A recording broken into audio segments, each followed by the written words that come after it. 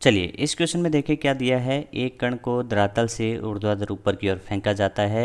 यदि कण क्रम से ऊपर की ओर तथा नीचे की ओर आते समय, ऊपर की ओर जाते समय टाइम है t1, आते समय टाइम है t2, समय पर प्रक्षेपण बिंदु से h ऊंचाई पर है, तब आपको h का मान बताना है। डायग्राम से समझेंगे तो जल्दी समझ में आएगा। तो अपन कह सकते हैं डायग्राम सिंपल से है। किसी बिंदु को ऊपर की ओर फेंका जाता है तो अपन कह सकते हैं ऐसे जाएगा और फिर यहाँ पे उसका वेग या चाल शून्य होगा और फिर नीचे की ओर आ जाएगा। तो मैं कह सकता हूँ इस तरीके से कुछ डायग्राम होगा। और अपन कह सकते हैं कि गुरुत्व की अधीन गति है और इसमें अपन कह सकते हैं धरातल से या प्रक्षेपण बिंदु से ऊंचाई अपन कह सकते हैं अपने को जो दी थी वो ऊंचाई अपन मान लेते हैं। ये वाली है h1 h, इसको मान लिया। ये जाते वक्त t1 समय है, ये फिर जैसे ऊपर जाएगा तो यहाँ से आते वक्त t2 समय है। तो अपने को बताना है इस h का मान t1 तथा t2 के पदों में। तो अपन जानते हैं कि बात हो रही है विस्थापन और समय की। तो आप बताओ समीकरण कौन से लगाएंगे। तो आप कहोगे s बराबर ut प्लस हाफ at², इसके लिए सही इक्वेशन रहेगी।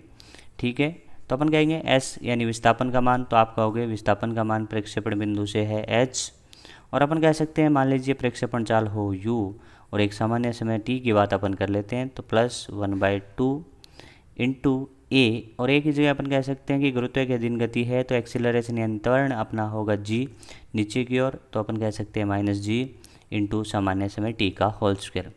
क्या इस समीकरण को अपन सही से लिख सकते हैं। तो अपन कहेंगे इसको ऐसे भी लिख सकते हैं। दो का में इस दो को अपन क्या करते हैं इधर गुणा कर देते हैं। तो अपन कहेंगे 2h और यहाँ पे होगा 2u इंटू टी और -gt²।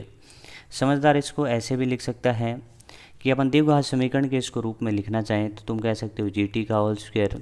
मैं क्या कर रहा हूँ इसको इधर की साइड ले जा रहा हूँ तो ये धनात्मक हो गया, ये धनात्मक था तो अब ऋणात्मक होगा -2ut, और वो तो वही है तो 2h बराबर 0।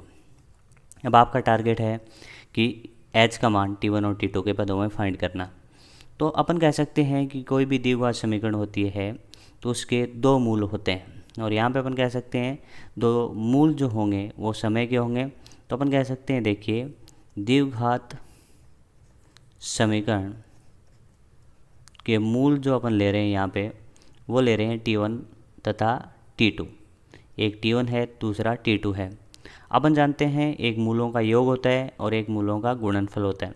ये आपको पता होना चाहिए क्योंकि अपन जानते हैं द्विघात समीकरण जैसे हो ax² + bx + c बराबर 0, तो उसके मूलों का गुणनफल यानी इसके मूल अल्फ़ा और बीटा हो तो इनका गुणनफल होता है c/a। तो अपने केस में मूलों का गुणनफल होगा t1 इंटू t2 क्योंकि इसके दो मूल हैं t1 तथा t2, और c अपन कह सकते हैं यहाँ पे है 2h और a यहाँ पे है g, क्योंकि मैंने इस द्विघात समीकरण को इससे तुलना करी क्योंकि t² का गुणांक होता है a और ये आखिरी कांस्टेंट या नियत जो पद होता है उसको अपन कहते हैं c। तो यहाँ पे कह सकते हैं t1 और t2 का गुणनफल होगा c/a, और अपने केस में c का मान 2h और यहाँ पे a का मान कह सकते हैं g है। तो t1 इंटू t2 बराबर 2h/g, लेकिन अपने को तो h का मान चाहिए तो तुम कह सकते हो h का मान यहाँ पे होगा, देखिए क्या लिख सकते हैं, लिख सकते हो g इंटू t1 t2 और बटा में h। तो ऐसा आंसर अपन देखें, सॉरी यहाँ पे h तो अपन फाइंड ही कर रहे हैं, तो h बराबर क्या होगा 2g इंटू t1 t2 और बटा 2। तो ऐसा ऑप्शन देखो तो ये 1/2 g t1 t2 यानी ऑप्शन नंबर फर्स्ट इसका सही उत्तर होगा।